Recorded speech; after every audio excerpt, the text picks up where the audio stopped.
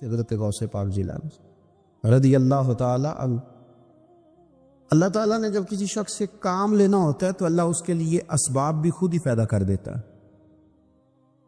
علامہ اقبال اپنے استاد کی بڑی قدر کرتے تھے، شمس العلماء کی۔ تو ایک دن حضرت شمس العلماء سے کہنے لگے استاد جی آپ کی مہربانی سے پڑھ گیا ہوں۔ تو فرمانے لگے پتر تیری کلاس میں تو 250 لڑکا تھا، میری مہربانی تو سب پہ تھی، پر سارے تو اقبال نہیں نہ بنے۔ فرمانے لگے تیرے اندر بھی کوئی خوبی تھی، اس کی وجہ سے اللہ نے تجھے یہ اعزاز، کوئی تھی کوئی چیز تیرے اندر۔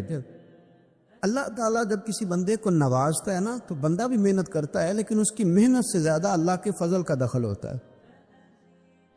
اور بندے کئی دفعہ کہنے لگ جاتے ہیں بڑی مشقت کی، بڑی محنت کی، کچھ بھی نہیں ہوتا، زیادہ اللہ کے فضل کا انحصار ہوتا ہے۔ آپ فرماتے ہیں کہ میں چھوٹا سا تھا، والد انتقال کر گئے، والدہ تھی میری اور ہم 2 بھائی تھے۔ فرماتے ہیں بچے کھیلنے کے لیے نکلے تو میں بھی ان کے پیچھے کھیلنے نکل گئی۔ ایک بیل بچوں کے قابو آ گیا، تو بچوں کے قابو کو چیز آ جائے تو پھر وہ اس کا جو حال ہوتا ہے وہ تو ہمیں پتہ ہی، ہم سارے بچے رہ چکے ہیں۔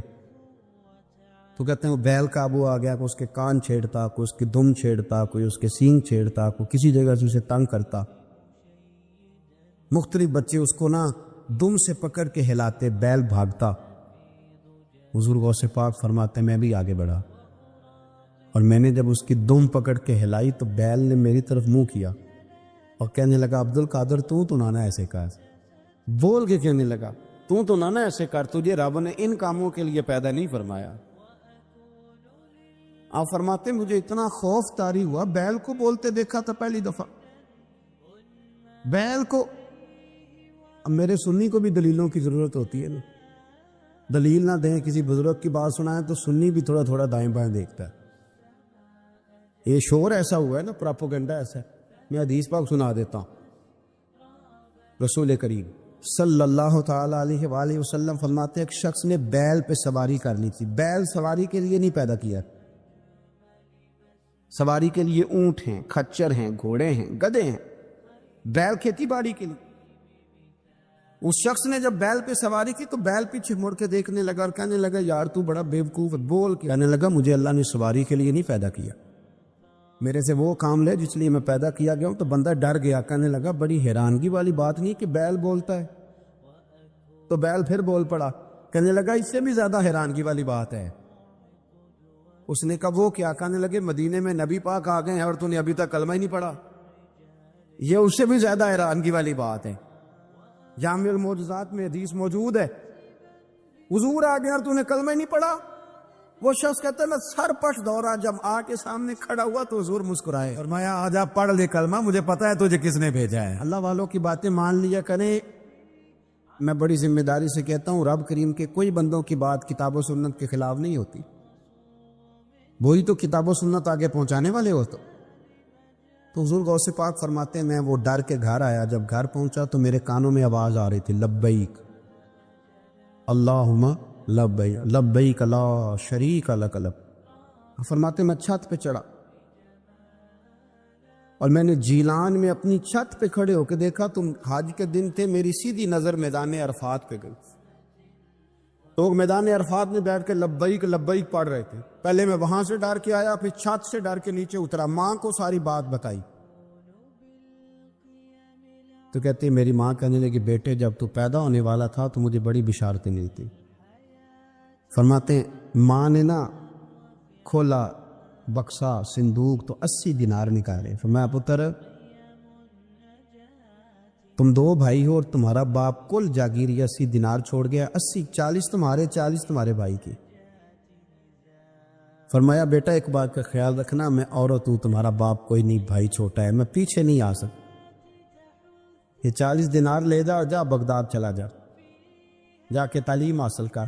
بیٹے میں پہنچ نہیں سکتی، خیال رکھنا۔ غوث پاک فرماتے ہیں 12 سال میں نے تعلیم حاصل کی یارو، میں نے پتے بھی کھائے، اور خود آپ کا فرمان موجود ہے، فرماتے ہیں ایسی سختیاں بھی دیکھیں،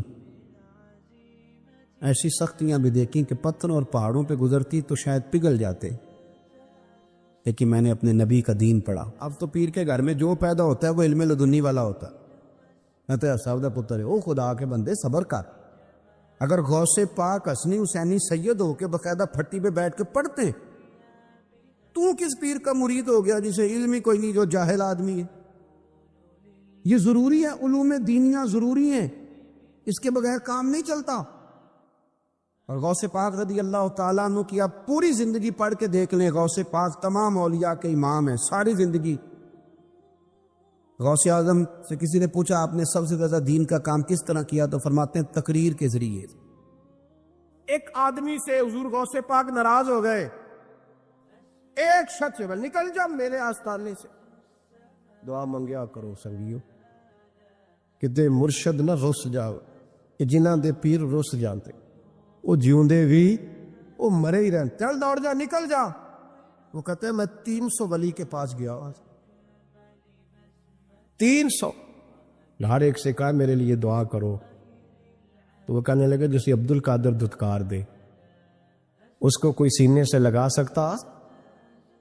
چل واپس چلا جا. آ کے قدموں میں بیٹھ گیا، کہنے لگا سونے معاف کر دے. فرمانے لگے تو نے دیر کر دیا، میں تو کب سے معاف کیے بیٹھا ہوں، تو نے دیر کی آنے میں تو رسول اللہ کا غلام ہوں، اور حضور نے معاف کرنا سکھایا. ہمیں کہا گیا تھا رو، لیکن رونا اللہ رسول کے لیے. ایک تو بندوں کے لیے نہیں رونا، اور ایک بندوں کے سامنے نہیں رونا. رونا ہے تو اللہ کے لیے، اس کے محبوب کی محبت کے لیے. اور چونکہ یہ معاملہ ہی اللہ رسول کے ساتھ ہے تو پھر بندوں کے سامنے کیا رونا. جب ان کے لیے رونا ہے تو پھر ان کی بارگاہ میں رونا ہے. اگر کبھی رونا آئے اس کے لیے تنہائی کا انتخاب کرے، مجمع میں نہیں. ایک بندے کو حضرت عمر نے مجمع میں روتا دیکھا تو فرمایا یہ کام تو اکیلے میں کرتا، تیرے لیے برکت والا ہوتا. میرے عزیز، اگر انسان کو یہ سعادت مندی نصیب ہو جائے، وہ کبھی اپنے مالک کے خوف سے رو پڑے، کبھی اس کی محبت میں رو پڑے. مجھے بتائیں نا، بچہ جب رو ہی پڑتا ہے تو پھر اماں سارے کام چھوڑ کے متوجہ ہو جاتی. لوگ کہتے ہیں وہ میرے پاس آیا تھا تو بس رو ہی پڑا تھا، تو پھر میں کیا کرتا؟ وہ رو ہی پڑا ہے تو معاملہ ختم ہو گیا. بچے کی شدید غلطی پر اسے ڈانٹا تھا، پر وہ رو پڑا، نرم ہو گیا دل ماں کا، باپ کا، چچا کا، بڑوں کا، چونکہ وہ رو پڑا ہے. عزیز بھائی، جب تو بھی رب کی بارگاہ میں رو ہی پڑے گا نا، جب تو اس کی خشیت سے ٹوٹ ہی جائے گا، جب اس کے حضور آ کے عرض کرے گا نا مالک میں کہاں جاؤں تیری بارگاہ میں نہ ہوں، کہاں جاؤں. قرآن مجید سورہ توبہ میں ارشاد فرماتا ہے فَلْيَضْحَكُوا قَلِيلًا وَلْيَبْكُوا كَثِيرًا. فرمایا انہیں چاہیے تھا کہ تھوڑا ہنستے، وَلْيَبْكُوا كَثِيرًا اور زیادہ روتے. چاہیے تھا کہ ہنسنا کم کرتے، رونا زیادہ کرتے. لیکن ہمارے ہاں بات بات پہ ہنسنا، مذاق بنانا، مذاق اڑانا، نتیجہ کیا ہے؟ حضور علیہ السلام نے فرمایا بہت زیادہ ہنسنا دلوں کو مردہ کرتا. انسان روئے، اس کے آنسو نکلے اللہ کے لیے، اس کے محبوب کی محبت کے لیے. نبی پاک صلی اللہ تعالی علیہ وسلم نے فرمایا، بخاری شریف میں صحیح درجے کی روایت ہے، کریم فرماتے اگر تم وہ جان لیتے نا جو میں جانتا ہوں، اگر تمہیں اس کا علم ہوتا نا جس کا مجھے علم ہے، تو فرمایا تم رویا کرتے، تمہاری کیفیات اور ہو جاتی. اپنی تنہائی کو آباد کرے، اکیلے میں اللہ اللہ کرے، تلاوت کلام مجید کا اس طرح کا ذوق ہو. حضرت عمر سنا کرتے تھے تو رو پڑا کرتے تھے. حضرت فاروق اعظم رضی اللہ تعالیٰ عنہ پہلی صف میں قرآن مجید کی تلاوت کر کے روتے تھے تو تیسری صف تک آپ کی ہچکیوں کی آواز جاتی تھی.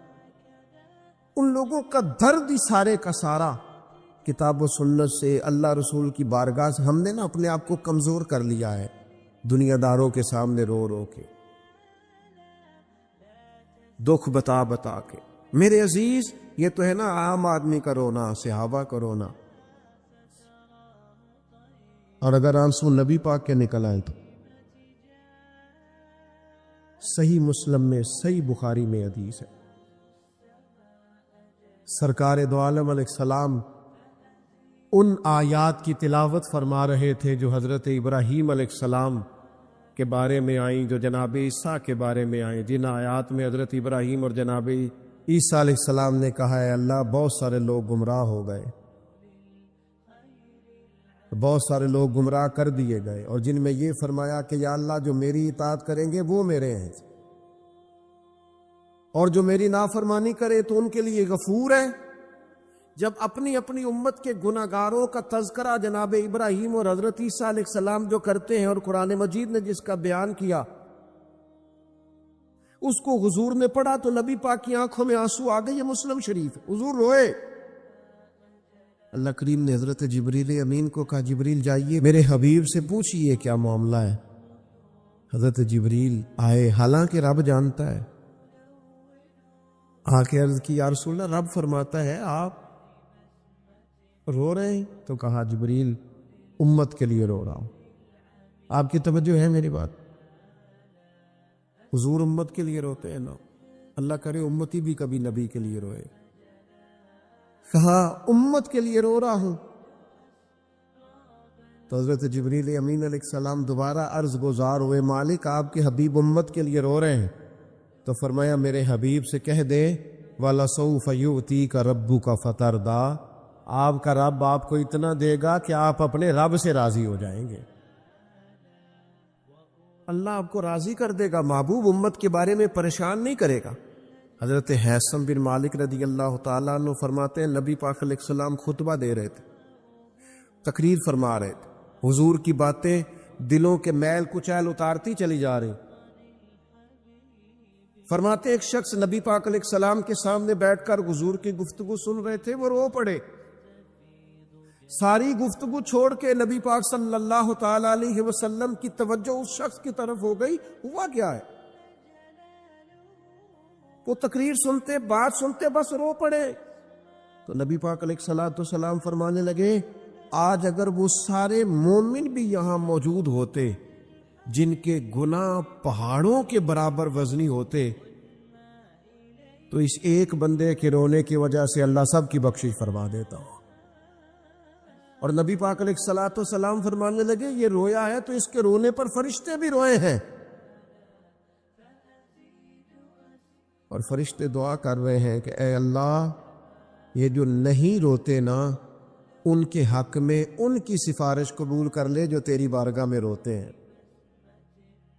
جو تیرے حضور عرض گزار ہوتے ہیں ان کی سفارش قبول کر لے، ان کے حق میں قبول کر لے۔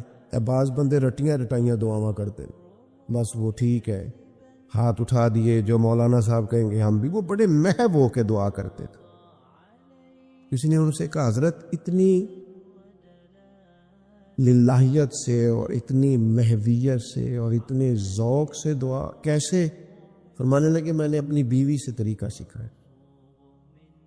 کہتے بیوی سے سیکھا ہے دعا مانگنے کا طریقہ۔ حضرت وہ کیسے؟ فرمانے لگے اسے کوئی کام تھا مجھ سے، کوئی گھر کا خرچہ تھا، اس نے بتایا خرچہ، میں نے اسے کہا ابھی میرے پاس پیسے نہیں ہیں، آتے ہیں تو دوں گا۔ 2-4 دنوں کے بعد پھر اس نے کہا،